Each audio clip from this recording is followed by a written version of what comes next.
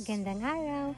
Day off ko po pala ngayon at gusto ko nang umpisahan mag-decorate ng pang-Christmas kasi ilang weeks na lang, Pasko na at ako'y magbabakasyon. Gusto kong nakadecorate na ang bahay bago ako umalis. Siya nga pala, gusto kong bumili ng bagong garland pero hindi siya magandang timing na mamili kasi magbabakasyon ako. Kaya pagkasyahin ko na muna tong mga luma ko. Yung iba, last year ko lang naman nabili kaya okay pa siya. At saka wala mga Christmas lights kaya okay lang siya na gamitin at hindi palitan. Pinaka-paborito kong garland ay itong cypress na bili ko last year. Yung sa may Texas House Collection kasi 9 feet siya. Compare mo dun sa Hablab, 6 feet lang yun. Pero may bago ata yung Hablab, 9 feet. Di ko lang sure.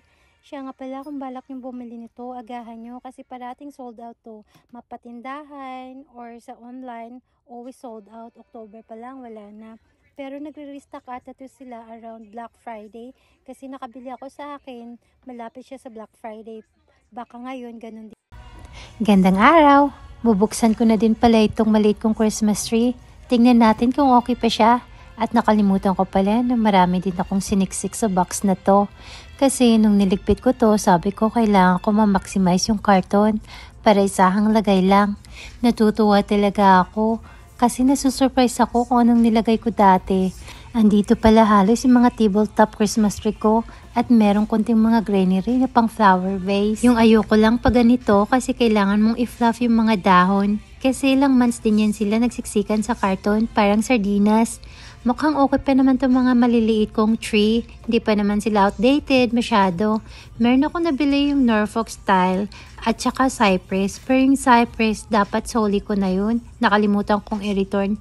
Kailangan ko lang ng isang Christmas tree sa kusina. Kasi itong mga luma ko, sobrang payat. Parang feeling ko hindi bagay sa kusina.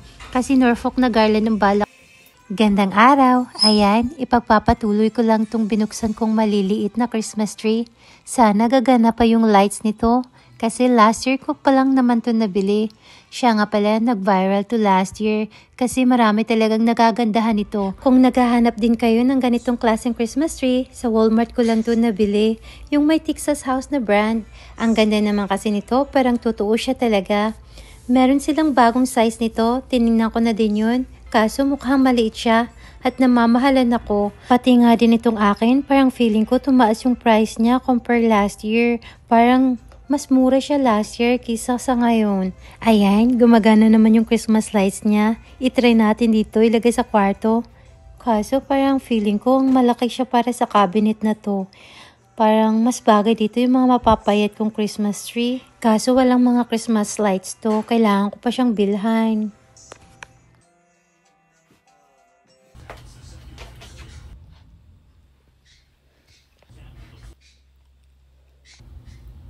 Gandang araw! Ako'y nagutom na. Break time na muna ako manglabas sa mga Christmas decor at asikasuhin ko muna yung mga alaga ko sa tiyan. Ako'y tamad ngayon kaya itong pansit canton muna at itong dumplings lulutuin ko. Kasi mabilis-bilisan lang ang pagluto nito. Hindi ko na din hiniwala yung noodles at dumplings. Isahan ko na lang din pinakaluan para isahan lang at walang hugasin. At dagdag kalat na naman ako sa kusina. Naku-curious talaga ako. Magkano na kaya ang pansit canton sa atin ngayon? Kasi nasa shock ako sa mga presyuhan. Yung dating nakasanayan ko na mga price, doble na. Parang dolyares na din mga paninda sa atin. Siya nga pala, alam ko may bagyo na ulit ngayon sa atin. Sana lahat safe. Parating dumadaan sa FYP ko, yung sa Cebu. Grabe, ang dami mga hayop nakikita ko na lumalaban mabuhay. Nakakaiyak at nakakaawa ang mga nangyayari ngayon sa atin.